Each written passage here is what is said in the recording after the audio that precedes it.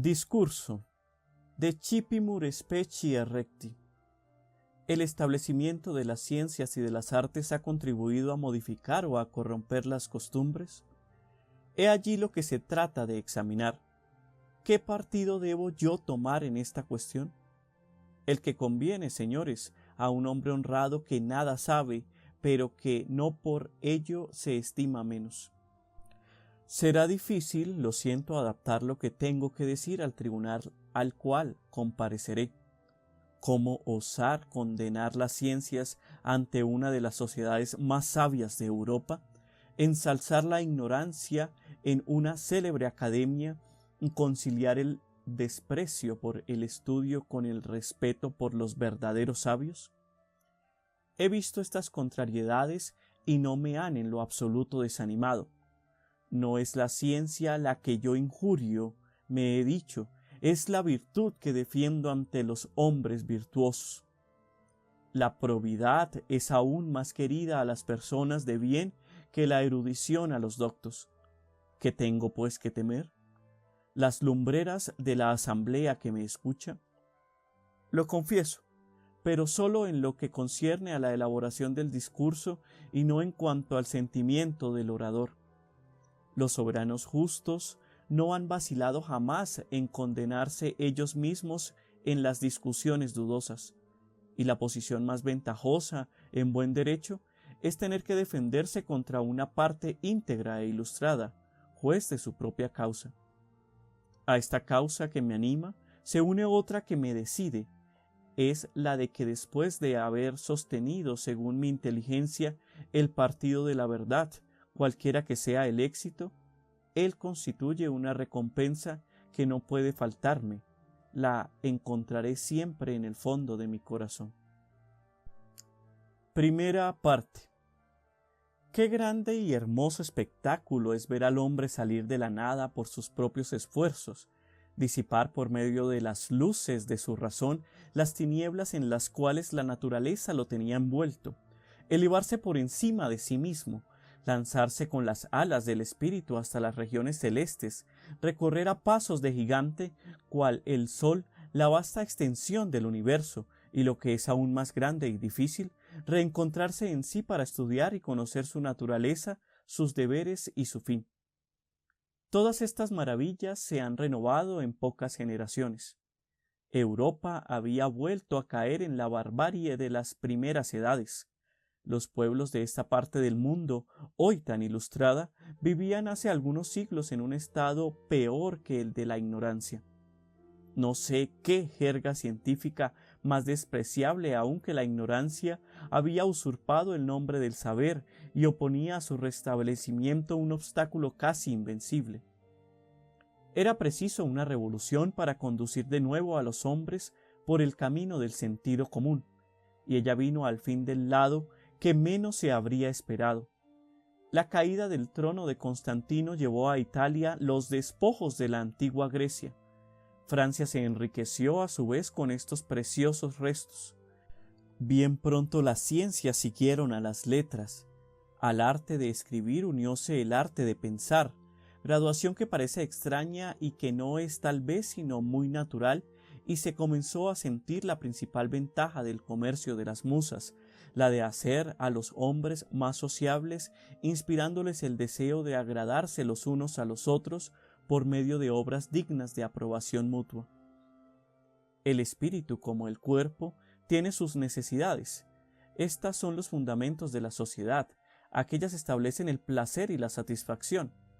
Mientras que el gobierno y las leyes proveen a la seguridad y al bienestar de los hombres, las ciencias, las letras y las artes menos despóticas y quizás más poderosas, extienden guirnaldas de flores sobre las cadenas de hierro con que están cargados, ahogan en ellos el sentimiento de esa libertad original para la cual parecían haber nacido, les hacen amar su esclavitud y forman de ellos lo que se llama pueblo civilizado.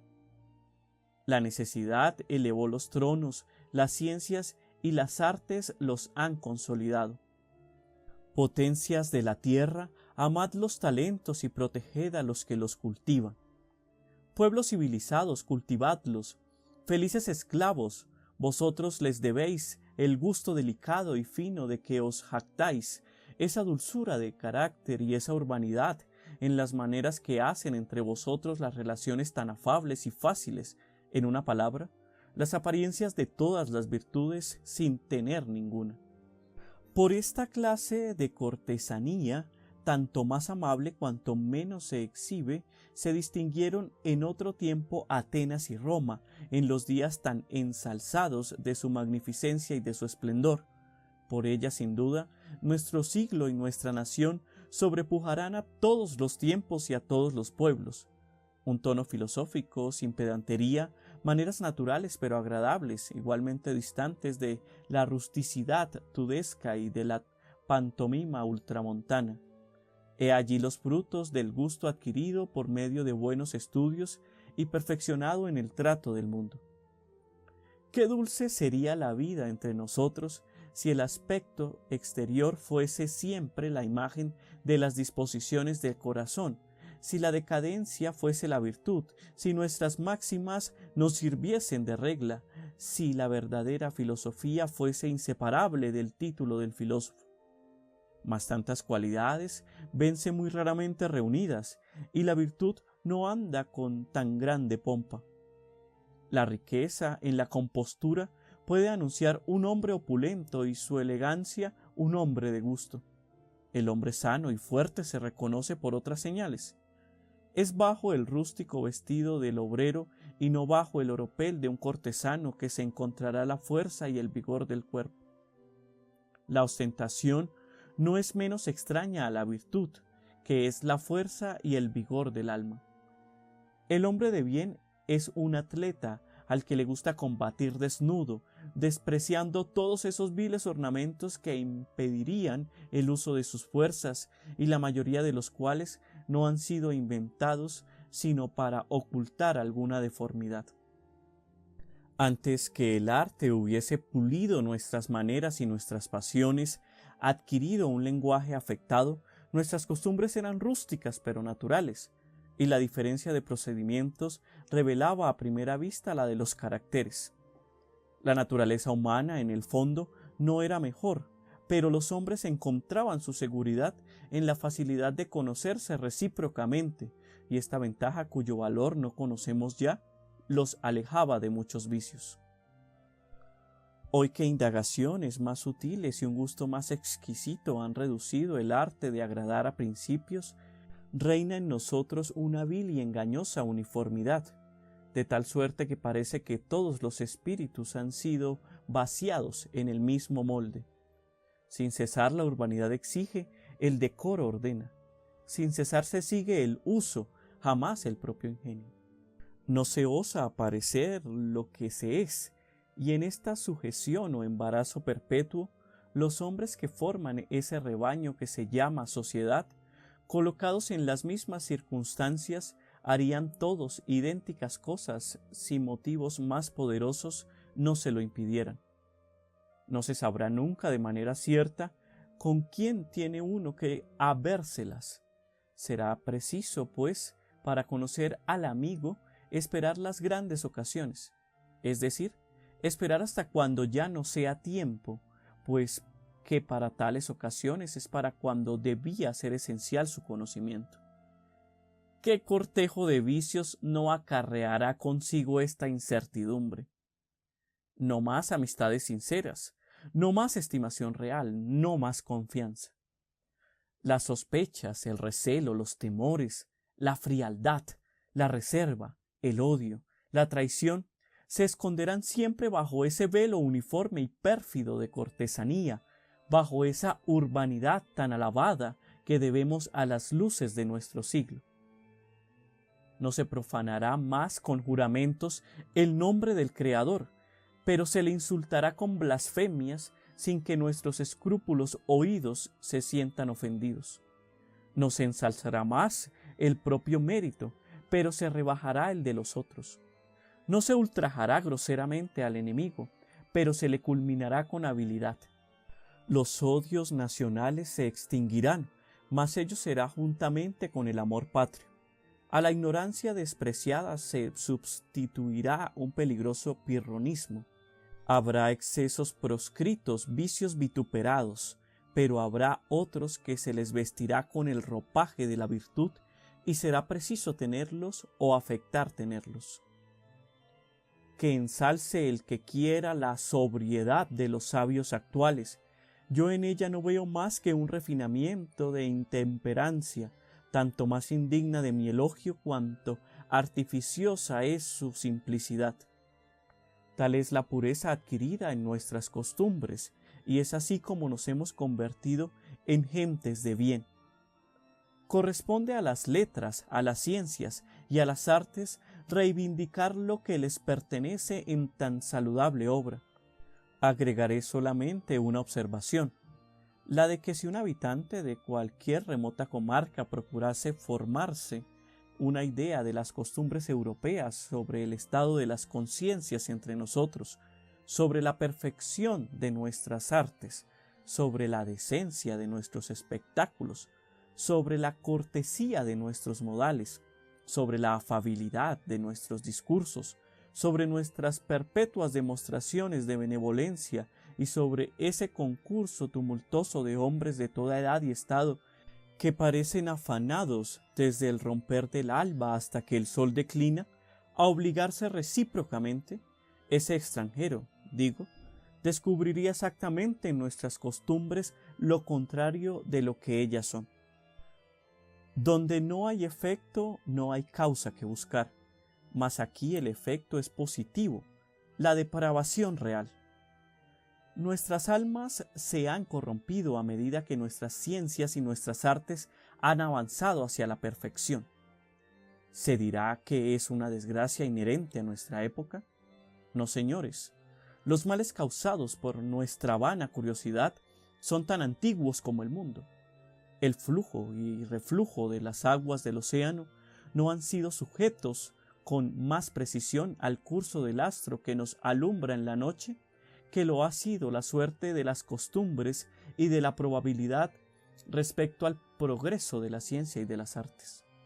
Se ha visto a la virtud esconderse ofuscada a medida que sus luces elevándose sobre nuestro horizonte, observándose el mismo fenómeno en todos los tiempos y en todos los lugares.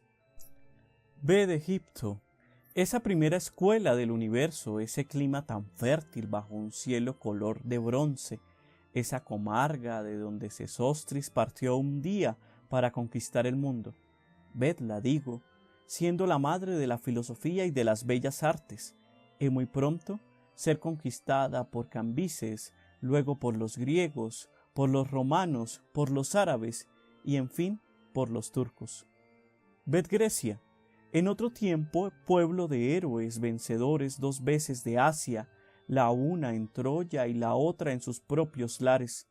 Las letras, todavía en su infancia, no habían llevado la corrupción al corazón de sus habitantes, pero el progreso de las artes, la disolución de las costumbres y el yugo de los macedonios se siguieron muy de cerca, y Grecia, siempre sabia, siempre voluptuosa y siempre esclava, no experimentó en sus revoluciones más que cambios de dueños o señores. Toda la elocuencia de Demóstenes no logró jamás reanimar un cuerpo que el lujo y las artes habían enervado. Fue en tiempo de Ennio y Terencio cuando Roma, fundada por un pastor e ilustrada por labradores, comenzó a degenerar, pues después de los Ovidios, de los Catulos, de los Marciales y de toda esa turba de autores obscenos cuyos solos nombres alarman el pudor, Roma, en otro tiempo templo de la virtud, conviértese en teatro del crimen, en oprobio de las naciones y en juguete de los bárbaros. Esta capital del mundo cae al fin bajo el mismo yugo que ella había impuesto a tantos pueblos, siendo el día de su caída la víspera del que se dio a uno de sus ciudadanos el título de árbitro del buen gusto. ¿Y qué diré de esa metrópoli del imperio de Oriente que por su posición parecía deber ser la del mundo entero, de ese asilo de las ciencias y de las artes proscritas del resto de Europa, tal vez más por sabiduría que por barbarie? Todo lo que la relajación y la corrupción tienen de más vergonzoso la traición, el asesinato y el veneno, el concurso de todos los crímenes más atroces, he allí lo que forma la historia de Constantinopla. He allí la fuente pura de donde nos han emanado las luces con que nuestro siglo se glorifica. Mas, ¿a qué buscar en remotos tiempos las pruebas de una verdad de la cual tenemos a la vista testimonios subsistentes? Hay en Asia una región inmensa en donde las letras reverenciadas y respetadas conducen a ocupar las primeras dignidades del Estado. Si las ciencias han mejorado las costumbres, si ellas han enseñado a los hombres a verter su sangre por la patria, si ellas avivan el valor, los pueblos de la China deberían ser sabios, libres e invencibles. Pero si por el contrario, no hay vicio que no los domine ni crimen que no les sea familiar, si los conocimientos de los ministros, al igual que la pretendida sabiduría de las leyes y la multitud de habitantes de este vasto imperio, no han podido sustraerlo al yugo del tártaro ignorante y grosero, ¿de qué le han servido todos sus sabios? ¿Qué fruto ha sacado de los hombres con que han sido tales sabios colmados? ¿Será tal vez el de ser un pueblo de esclavos y malvados? Opongamos a estos cuadros el de las costumbres de un reducido número de pueblos que, preservados de ese contagio de conocimientos vanos, han labrado su propia felicidad por sus virtudes y dado el ejemplo a otras naciones. Tales fueron los primitivos persas, nación singular, en donde se aprendían la virtud como entre nosotros se aprende la ciencia, la que subyugó el Asia con tanta facilidad y la única que ha tenido la gloria de que sus instituciones háyanse considerado como una novela filosófica. Tales fueron los escitas, de quienes se nos ha dejado tan magníficos elogios, tales los germanos, de quienes una pluma cansada de trazar los crímenes y negruras de un pueblo instruido, opulento y voluptuoso, se consolaba pintando su simplicidad, su inocencia y sus virtudes. Tal que la misma Roma, en sus tiempos de pobreza e ignorancia, y tal en fin se ha mostrado hasta hoy esa rústica nación tan ensalzada por su valor que la adversidad no ha podido destruir y por su fidelidad que el ejemplo no ha podido corromper. Y no ha sido por estupidez que éstos han preferido otros ejercicios a los del espíritu. Ellos no ignoraban que en otras regiones hombres ociosos pasaban su vida disputando sobre el bien, sobre el vicio y sobre la virtud, y que orgullosos pensadores tributábanse a sí mismos los más grandes elogios, confundiendo a los otros pueblos bajo el despreciable nombre de bárbaros, mas han considerado sus costumbres y aprendido a desdeñar sus doctrinas. ¿Olvidaré acaso que fue en el seno mismo de Grecia en donde se vio surgir esa ciudad tan célebre por su feliz ignorancia cuanto por la sabiduría de sus leyes? República de semidioses más bien que de hombres, tanto así nos parecían sus virtudes superiores a la humanidad. Oh Esparta, oprobio eterno de una vana doctrina. Mientras que los vicios, engendrados por las bellas artes, introdujéronse en tropel en Atenas, mientras que un tirano reunía en ella con tanto esmero las obras del príncipe de los poetas, tú arrojabas de tus muros artes y artistas, ciencias y sabios. Los acontecimientos establecieron la siguiente diferencia. Atenas convirtióse en morada de la cortesanía y del buen gusto. Fue el país de los oradores y de los filósofos. La elegancia de los edificios correspondía a la del lenguaje. Se veía allí por doquiera el mármol y el lienzo animados por las manos de los maestros más hábiles, y fue de allí de donde salieron esas obras sorprendentes, ejemplos a todas las edades corrompidas. El espectáculo de Lacedemonia es menos brillante. Allí, decían los otros pueblos, nacen los hombres virtuosos y el ambiente mismo del país parece inspirar la virtud. De esos habitantes, solo nos queda el recuerdo de sus heroicas acciones, mas tales monumentos valdrían, por ventura, menos para nosotros que los mármoles curiosos que nos ha legado Atenas. Algunos sabios, es decir, han resistido el impulso de la corriente general y han escapado de caer en el vicio, transportándose a la serena región de las musas. Mas oigamos el juicio que el primero y más infortunado de entre ellos hace de los sabios y artistas de su tiempo. He examinado, dice, a los poetas y los conceptúo como gentes cuyo talento se impone a ellos mismos y a los demás, que se las dan de sabios, que se les tiene por tales y que no son nada en absoluto. De los poetas, continúa Sócrates, he pasado a los artistas. Nadie desconocía más que yo las artes. Ninguno estaba más convencido de que los artistas poseían bellísimos secretos. Sin embargo, he observado que su condición no es mejor que la de los poetas y que, tanto los unos como los otros, están en caso análogo, porque los más débiles, los que descuellan en su profesión, considéranse como los hombres más sabios.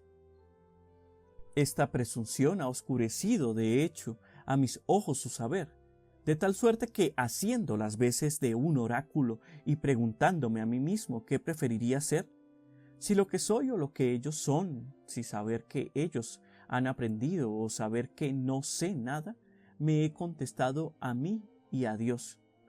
Quiero permanecer siendo lo que soy.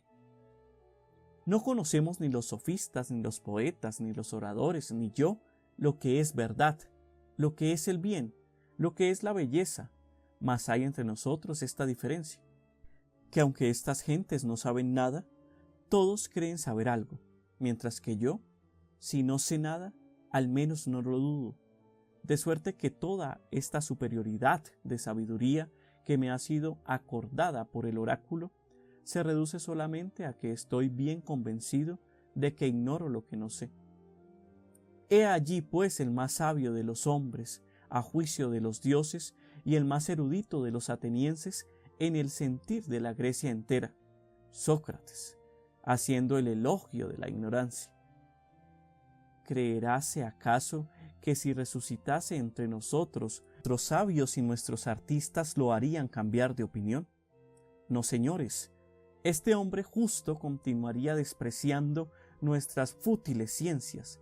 No sería él el que ayudaría a aumentar esa multitud de libros con que nos inundan de todas partes, dejando, como lo ha hecho, por todo precepto a sus discípulos y a nuestros nietos el ejemplo y la memoria de su virtud. Es así como es bello instruir a los hombres. Sócrates había comenzado en Atenas y el viejo Catón continuó en Roma, rebelándose violentamente contra esos griegos artificiosos y sutiles que seducían la virtud y debilitaban el valor de sus conciudadanos, pero las ciencias, las artes y la dialéctica prevalecieron aún. Roma se llenó de filósofos y oradores, se descuidó la disciplina militar, se despreció la agricultura, se aceptaron sectas y se olvidó la patria. A los nombres sagrados de libertad, desinterés y obediencia a las leyes, se sucedieron los nombres de Epicuro, de Zenón, de Arcesilao. Desde que los sabios han comenzado a aparecer entre nosotros, decían sus propios filósofos, las gentes de bien se han eclipsado. Hasta entonces los romanos habíanse contentado con practicar la virtud. Todo lo perdieron cuando comenzaron a estudiar. Oh Fabricio, ¿qué habrías pensado si por desgracia, vuelto a la vida, hubieses contemplado la suntuosidad de esa Roma salvada por vuestro brazo y a la que vuestro nombre respetable había ilustrado más que todas sus conquistas?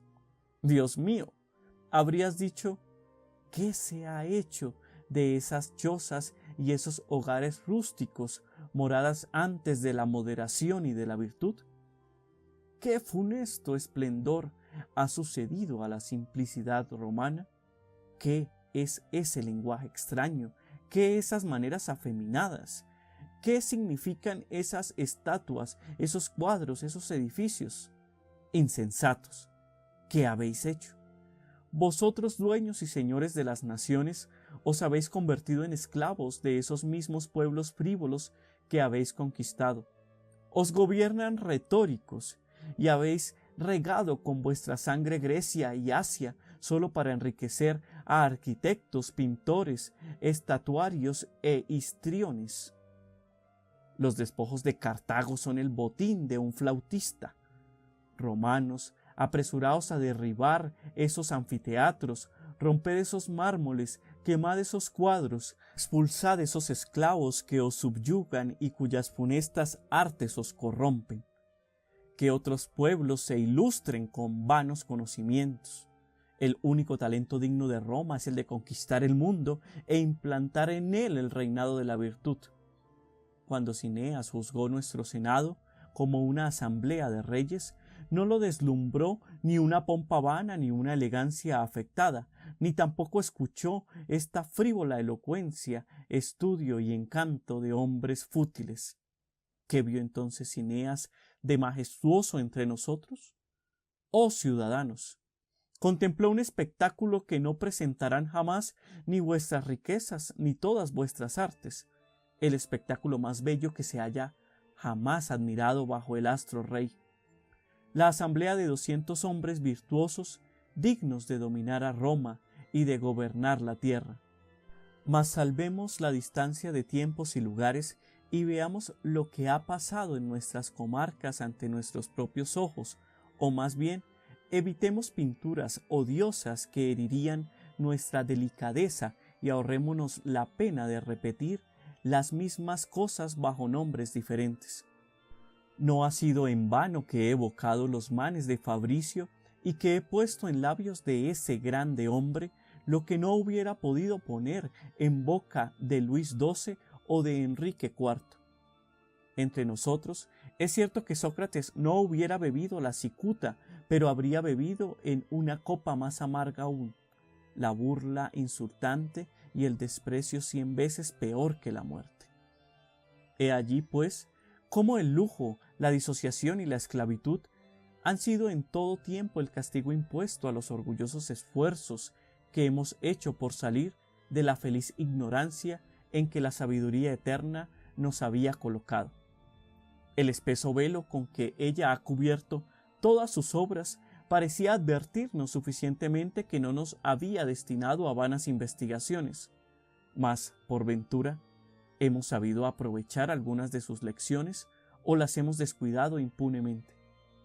Pueblos, sabed de una vez que la naturaleza ha querido preservarnos de la ciencia, de la misma manera que una madre arranca un arma peligrosa de las manos del hijo, que todos los secretos que os oculta son otros tantos males contra los cuales os escuda, y que el trabajo que os cuesta instruirnos no es el más pequeño de sus beneficios.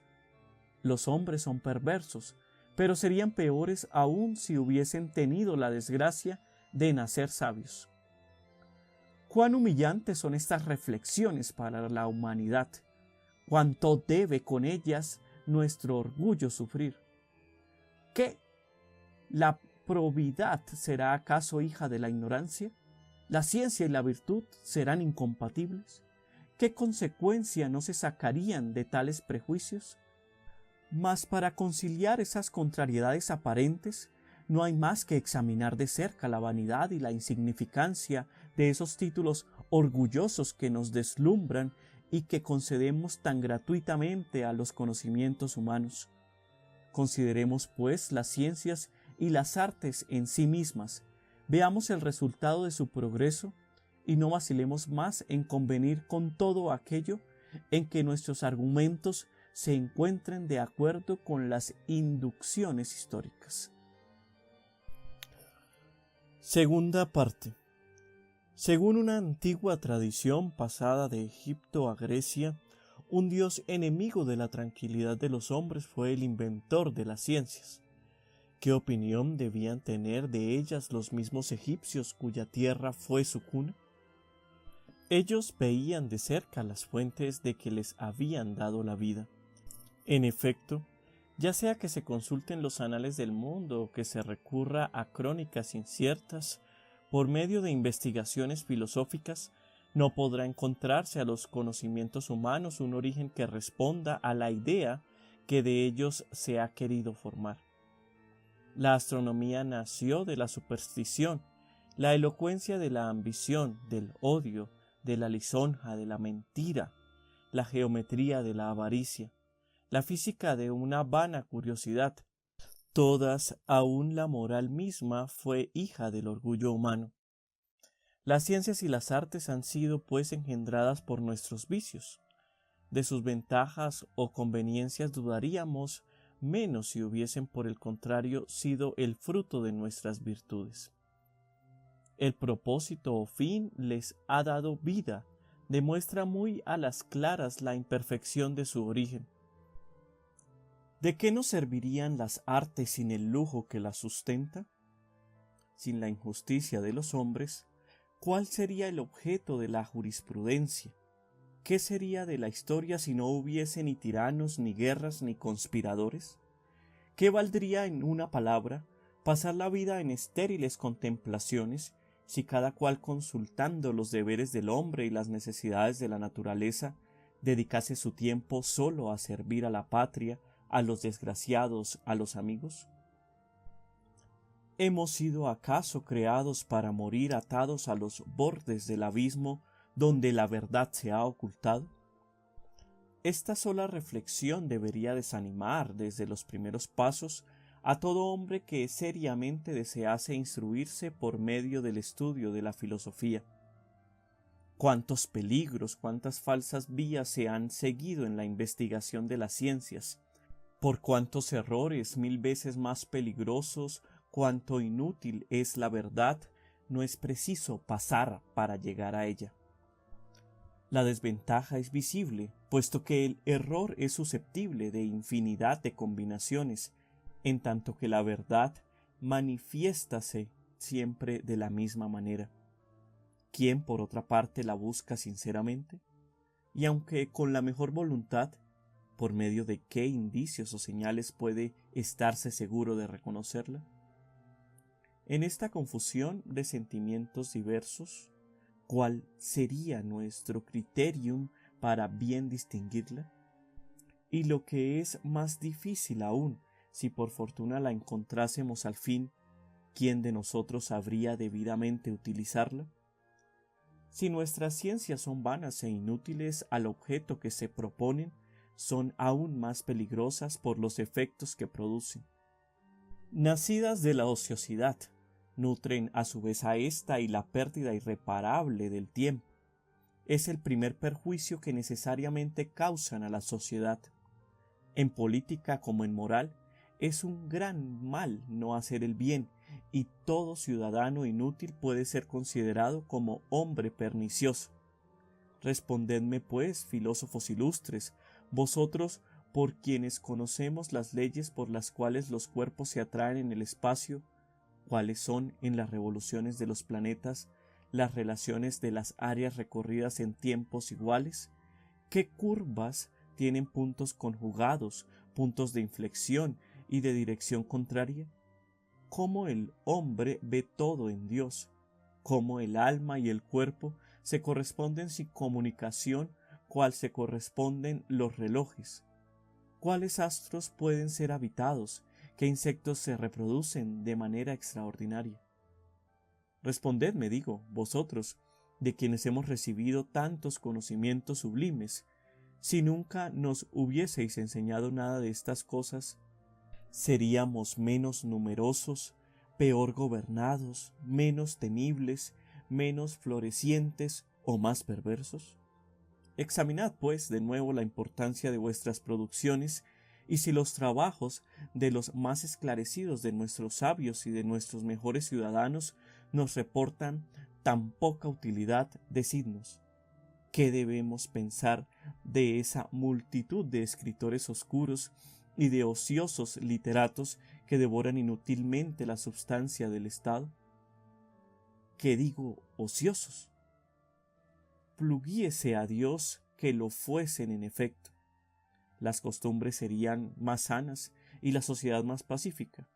Pero estos orgullosos y frívolos declamadores van por todas partes armados de sus funestas paradojas, socavando los cimientos de la fe, debilitando la virtud y sonriendo desdeñosamente al escuchar las antiguas palabras de patria y religión.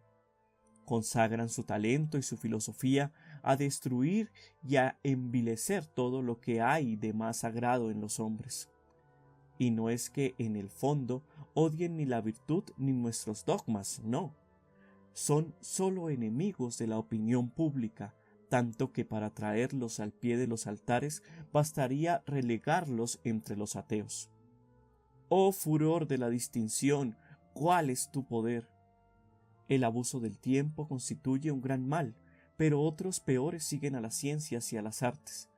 Tal es el lujo nacido, como ellas de la ociosidad y de la vanidad humanas.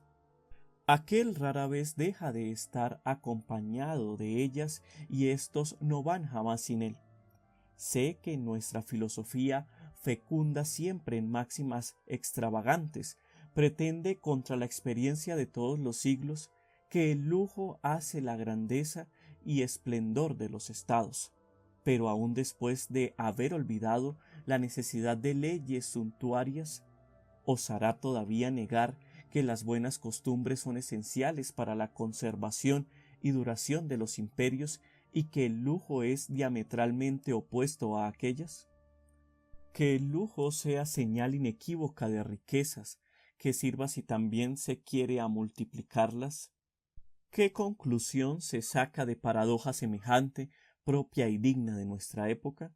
¿Y qué vendrá a ser la virtud si será preciso enriquecerse a toda costa? Los antiguos políticos hablaban sin cesar de las costumbres y de la virtud. Los nuestros no hablan más que de comercio y de dinero. El uno os dirá que un hombre vale en tal lugar la cantidad que darían por él en Argel. Siguiendo este cálculo, encontrará países en donde un hombre no valga nada y otros en donde valga menos que nada. Evalúan los hombres como se evalúa el ganado. Según ellos, un hombre no representa al Estado más que lo que gasta en él. De suerte que un sibarita valdría bien por 30 lacedemonios. Pero que se diga cuál de esas dos repúblicas, la de Esparta o la de Síbaris, fue subyugada por un puñado de campesinos y cuál hizo temblar el Asia. La monarquía de Ciro fue conquistada con 30.000 hombres por un príncipe más pobre que el más insignificante de los sátrapas de Persia, y los escitas de los pueblos el más miserable. Resistieron a los más poderosos monarcas del universo. Dos repúblicas famosas disputáronse el imperio del mundo. La una era muy rica y la otra no tenía nada, y sin embargo, fue esta última la que destruyó la otra. El imperio romano, a su vez, después de haber absorbido todas las riquezas del universo, fue la presa de gentes que no sabían siquiera lo que eran. Los francos conquistaron los galos y los sajones Inglaterra, sin otros tesoros que su bravura y su pobreza. Una cuadrilla de montañeses cuya sola avidez se reducía a poseer unas cuantas pieles de carnero, después de haber domado la fiereza austríaca, destruyó la opulenta y temible casa de Borgoña que hacía temblar los potentados de Europa. En fin, toda la potencia y sabiduría del heredero de Carlos V, sostenidas con todos los tesoros de las Indias, estrelláronse contra un puñado de pescadores de arenques. Que se dignen nuestros políticos suspender sus cálculos, que reflexionen sobre estos ejemplos y que sepan que todo se adquiere con el dinero excepto costumbres y ciudadanos. ¿De qué se trata, pues, precisamente en esta cuestión de lujo? De saber qué les reporta más a los imperios, si tener una existencia brillante y momentánea o una virtuosa y duradera. Digo brillante más, ¿cuál es su esplendor? El gusto por el Fausto no se asocia en las almas con el de la honradez. No, No es posible que espíritus degradados por una multitud de trabajos y cuidados fútiles se eleven jamás a nada grande, y aun cuando tuviesen la fuerza, les faltaría el valor. Todo artista desea ser aplaudido. Los elogios de sus contemporáneos constituyen la parte más preciosa de su recompensa. Mas, ¿qué hará para obtenerlos si tiene la desgracia de haber nacido en un pueblo en una época en la cual los sabios a la moda han puesto a una juventud frívola en estado de dar el ejemplo, en donde los hombres han sacrificado su gusto a los tiranos de su libertad, en donde uno de los sexos, no atreviéndose a aprobar lo que es adecuado a la pusilanimidad del otro, deja sucumbir obras maestras de poesía dramática y rechaza prodigios de armonía? ¿Qué hará, señores? Hará descender su genio al nivel de su siglo y dará a la luz con mayor gusto obras comunes que admiren durante su vida, maravilla que no admirarán sino mucho tiempo después de su muerte. Decidnos, célebre Argüé, ¿cuántas veces habéis sacrificado bellezas varoniles y fuertes a nuestra falsa delicadeza, y cuántas el espíritu de galantería, tan fértil en pequeñeces, os ha proporcionado grandes? Es así como la disolución de las costumbres, consecuencia necesaria del lujo, arrastra a su vez a la corrupción del gusto. Que si por casualidad entre los hombres extraordinarios por su talento se encuentra uno que tenga firmeza de alma y que rehúse postrarse ante el genio de su siglo y de envilecerse por medio de producciones pueriles, desgraciado de él, morirá en la indigencia y en el olvido. Cuánto desearía que fuese un pronóstico el que hago y no la voz de la experiencia. Carlos, Pedro, ha llegado el momento en que ese pincel destinado a aumentar la majestad de nuestros templos con imágenes sublimes y santas caiga de vuestras manos, o que se prostituya embelleciendo con pinturas lascivas los cuadros de un vis a vis. Y tú, rival de Praxíteles y de Fidias, tú, cuyo cincel hubieran empleado los antiguos para hacerse dioses capaces de excusar a nuestros ojos su idolatría, inimitable Pigale, tu mano tendrá que resolverse a enlucir el vientre de un mago o tendrá que permanecer inactiva. No se puede reflexionar sobre las costumbres sin recordar con placer la imagen de la simplicidad de los primeros tiempos. Es una hermosa costa adornada sólo por las manos de la naturaleza, hacia la cual se vuelven sin cesar los ojos y de donde se siente pesar el alejarse.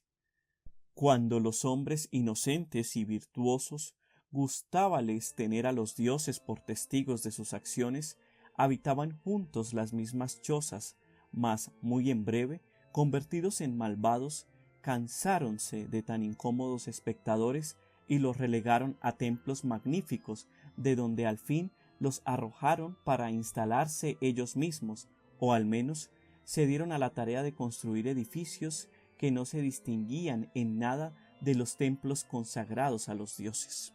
Lo que sobrevino entonces fue el colmo de la depravación, pues los vicios jamás fueron llevados tan lejos como cuando se les vio, por decirlo así, sustentados a la entrada de los palacios de los grandes, sobre columnas de mármol y grabados sobre capiteles corintios. A medida que las comodidades de la vida se multiplican, que las artes se perfeccionan y que el lujo se extiende, el verdadero valor se enerva y las virtudes militares se desvanecen, siendo todo esto la obra de las ciencias y de las artes que se ejercen a la sombra del gabinete. Cuando los godos asolaron Grecia, todas las bibliotecas salváronse de ser quemadas porque uno de ellos aconsejó que era preciso y conveniente dejar al enemigo todo aquello que tendiese a distraerlos del ejercicio militar y a divertirlos con ocupaciones inútiles y sedentarias. Carlos VIII se vio dueño de la Toscana y del reino de Nápoles sin haber casi hecho uso de la espada, y toda su corte atribuyó esta felicidad inesperada a que los príncipes y la nobleza de Italia se divertían más procurando hacerse ingeniosos y sabios que en ejercitarse para ser vigorosos y guerreros. En efecto, dice el hombre de recto juicio que cita estos dos rasgos, todos los ejemplos nos enseñan que en esta policía marcial y en todas aquellas semejantes, el estudio de las ciencias tiende más bien a corromper y a afeminar el valor que a sustentarlo y a aguijonearlo. Los romanos han confesado que la virtud militar fue extinguiéndose entre ellos a medida que comenzaron a conocerse en cuadros, en grabados, en vasos de plata y a medida que cultivaron las bellas artes. Y como si esta nación famosa estuviese destinada a servir constantemente de ejemplo a los otros pueblos, la exaltación de los Médici y el restablecimiento de las letras hicieron caer de golpe, y tal vez para siempre, esa reputación guerrera que la Italia parecía haber recobrado hace algunos siglos. Las antiguas repúblicas de Grecia, con esa sabiduría que resplandecía en la mayoría de sus instituciones, prohibieron a sus ciudadanos todos los oficios sosegados y sedentarios que, agobiando y corrompiendo el cuerpo, enervan presto el vigor del alma.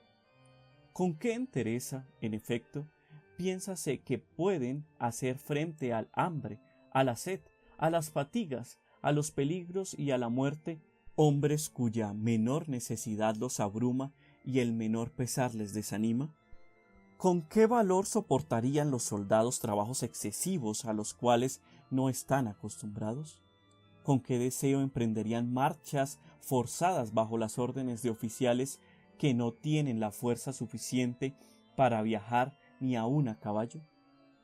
Y no se objete como argumento el valor renombrado de todos esos guerreros modernos tan sabiamente disciplinados. Se me puede alabar su bravura en un día de batalla, pero no se me dice cómo pueden soportar los excesos del trabajo ni cómo resistirán a los rigores de las estaciones y a la intemperie del aire. No se necesita más que un poco de sol o de nieve, solo basta que se les prive de algunas superfluidades para aniquilar y destruir en pocos días el mejor de nuestros ejércitos. Intrépidos guerreros, pasad por la pena de oír una vez la verdad, que no os es dicha a menudo.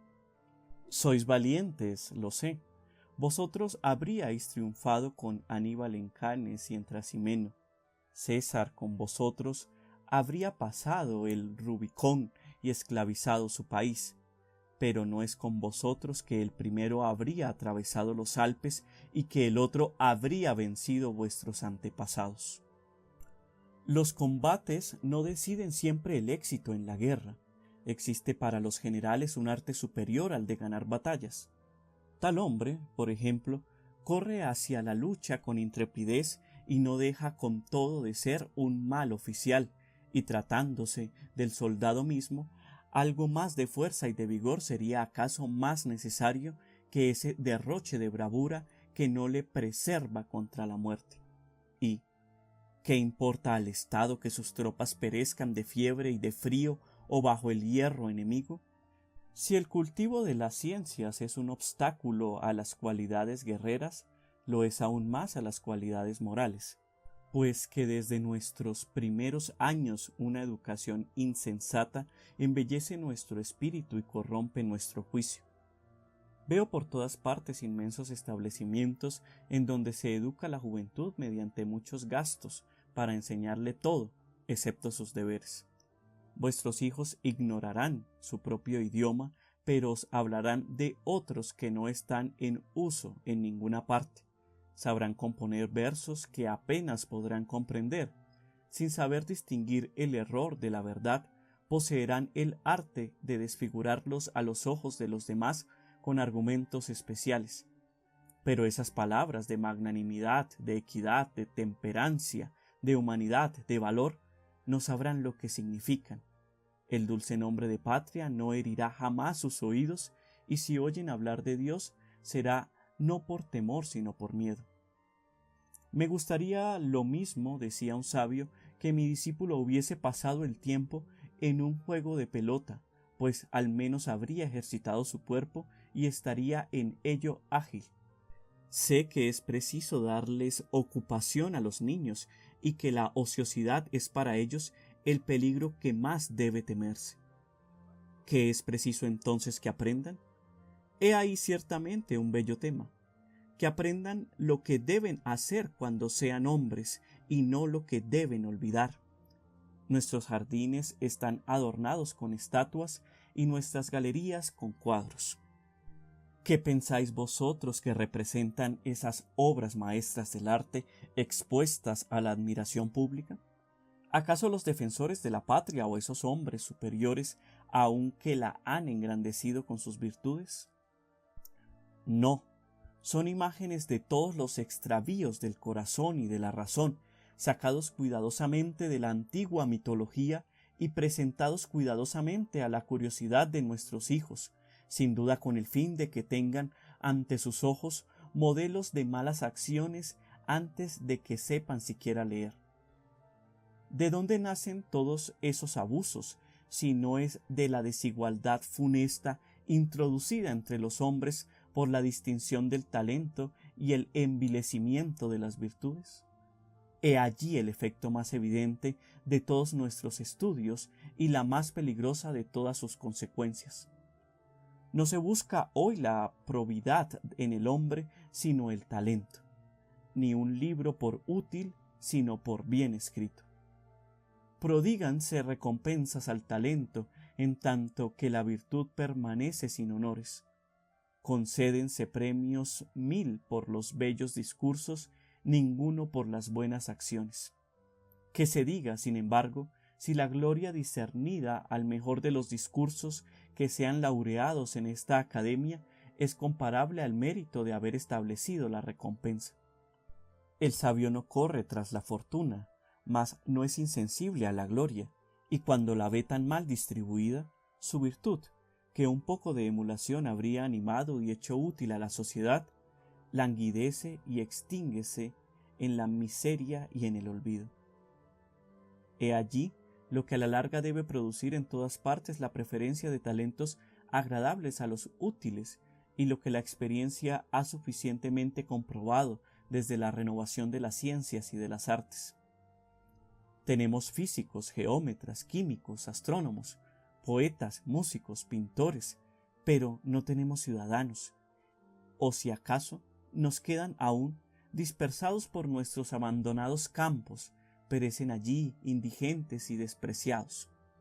Tal es el estado a que son reducidos, tales los sentimientos que obtienen los que les dan el pan y la leche a nuestros hijos. Yo lo confieso, sin embargo, el mal no es tan grande como habría podido serlo. La previsión eterna, al colocar al lado de diversas plantas nocivas, simples, saludables, y en la substancia de muchos animales dañinos, el remedio a sus heridas, ha enseñado a los soberanos, que son sus ministros, a imitar su sabiduría. Siguiendo su ejemplo, del seno mismo de las ciencias y de las artes, fuentes de miles desórdenes, ese gran monarca, cuya gloria no hará sino adquirir de edad en edad nuevos resplandores, ha establecido esas célebres sociedades cargadas, a la vez que con el peligroso bagaje de los conocimientos humanos, con el del sagrado de las costumbres, por la atención que dedican a mantener en ellas toda la pureza y de exigirla en todos los miembros que reciben. Estas sabias instituciones, consolidadas por su augusto sucesor e imitadas por todos los reyes de Europa, servirán al menos de freno a los hombres de letras que, aspirando todos al honor de ser admitidos en las academias, se vigilarán a sí mismos y tratarán de hacerse dignos de ello por medio de obras útiles y de costumbres irreprochables.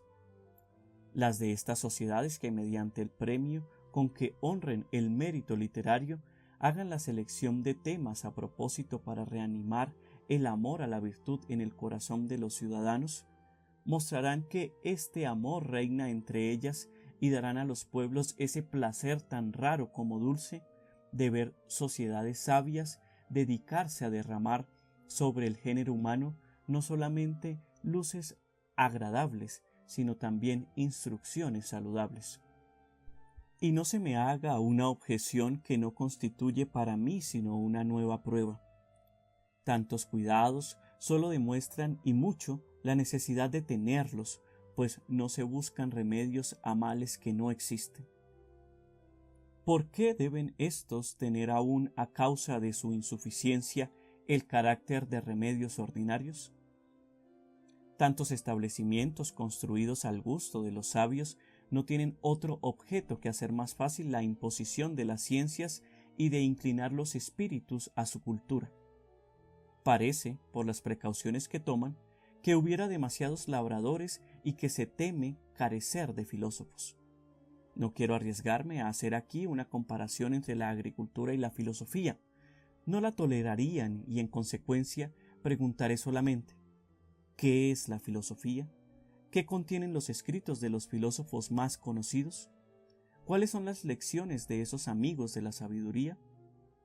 Al oírlos, no les tomaría por una turba de charlatanes gritando cada uno por su lado en una plaza pública: «Venid a mí, yo soy el único veraz».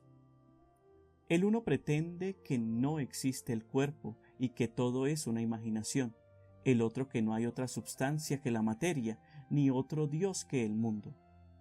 Este afirma que no hay ni virtudes ni viciosos, y que el bien y el mal no son sino quimeras, aquel que los hombres son lobos y que pueden devorarse sin ningún escrúpulo de conciencia. Oh grandes filósofos, ¿por qué no reserváis para vuestros amigos y vuestros hijos esas lecciones provechosas? Recibiríais muy pronto el premio y no temeríamos nosotros encontrar en los nuestros alguno de vuestros sectarios. He allí los hombres maravillosos que han merecido durante su vida la estimación de sus contemporáneos y a quienes les ha reservado la inmortalidad después de su muerte. He allí las sabias máximas que hemos recibido de ellos y que nosotros transmitimos de edad en edad a nuestros descendientes. El paganismo entregado a todos los desvíos de la razón humana ha dejado a la posteridad nada que pueda compararse a los vergonzosos monumentos que le ha asegurado la imprenta bajo el reinado del Evangelio. Los escritos impíos de los Leucipos y de los Diágoras perecieron con ellos, pues no habían aún inventado el arte de eternizar las extravagancias del espíritu humano, pero gracias a los caracteres tipográficos y al uso que de ellos hacemos, los dañinos extravíos de Hobbes y de Spinoza vivirán por siempre.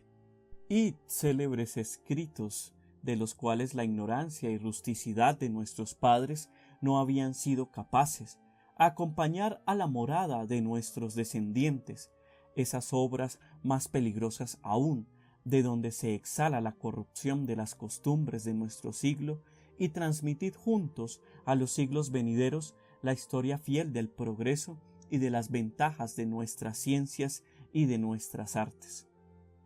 Si ellos os leen, no dejaréis en su espíritu perplejidad alguna sobre el tema que en la actualidad tratamos, y a menos que sean más insensatos que nosotros, elevarán las manos al cielo y dirán en su amargura: Dios Todopoderoso, tú que tienes en tus manos los espíritus, líbranos de las luces y de las funestas artes de nuestros padres y otórganos de nuevo la ignorancia, la inocencia y la indigencia, únicos bienes que pueden hacer nuestra felicidad y los únicos meritorios ante ti.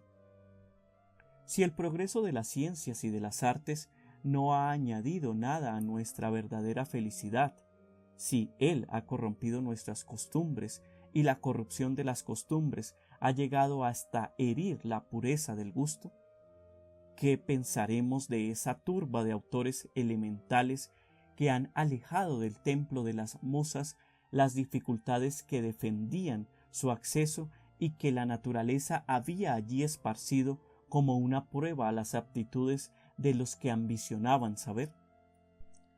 ¿Qué pensaremos de esos compiladores de obras que han indiscretamente roto la puerta de las ciencias e introducido en su santuario un populacho indigno de acercarse a él, cuando habría sido preferible que todos los que no pudieran ir lejos en la carrera de las letras fueran rechazados desde sus umbrales y obligados a dedicarse a artes útiles a la sociedad? El que será toda su vida un mal versificador, un geómetra subalterno, habría podido ser tal vez un gran fabricador de telas. Aquellos a quienes la naturaleza habría destinado a ser profesores no han necesitado de maestros. Los Verulam, los Descartes y los Newton, esos preceptores del género humano, no los han tenido, y qué guías los hubieran conducido hasta donde su vasto genio los ha llevado.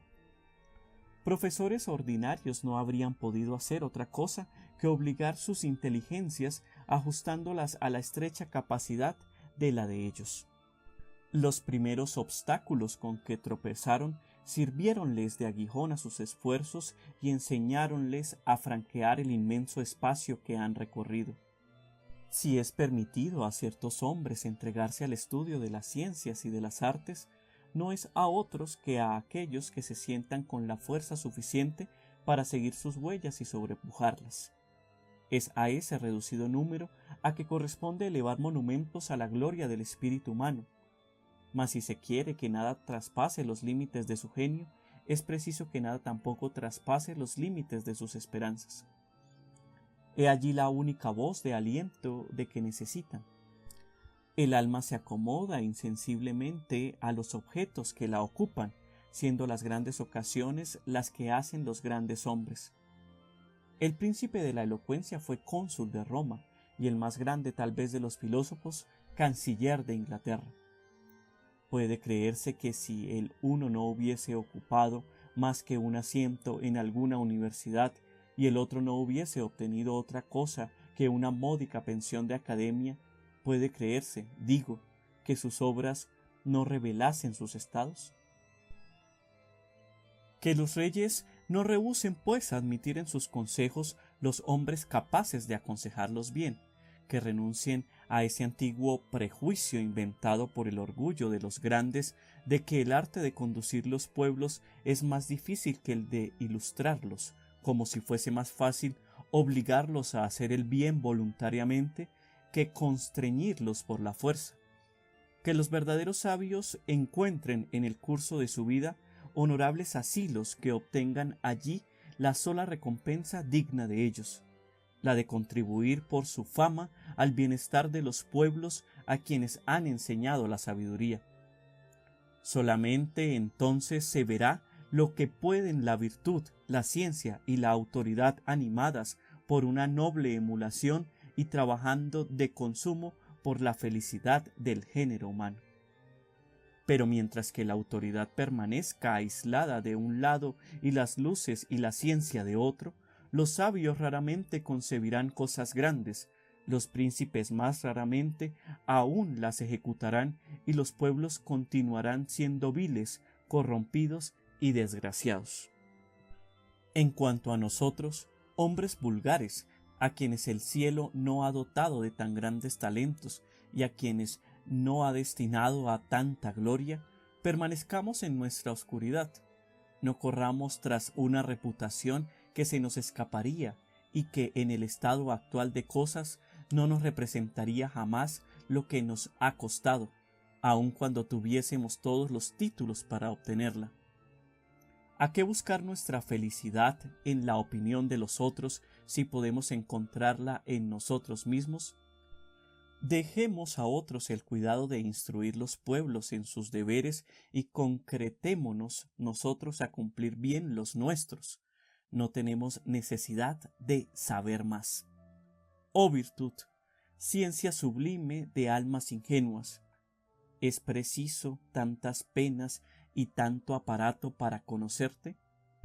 Tus principios no están grabados en todos los corazones y no basta acaso para aprender tus leyes reconcentrarse en sí mismo y escuchar la voz de la conciencia en el silencio de las pasiones. He allí la verdadera filosofía. contentémonos con ella y sin envidiar la gloria de esos hombres célebres que se inmortalizan en la República de las Letras, tratemos de colocar entre ellos y nosotros esa distinción gloriosa que se notaba en otros tiempos entre dos grandes pueblos. El uno sabía bien decir, el otro bien hacer.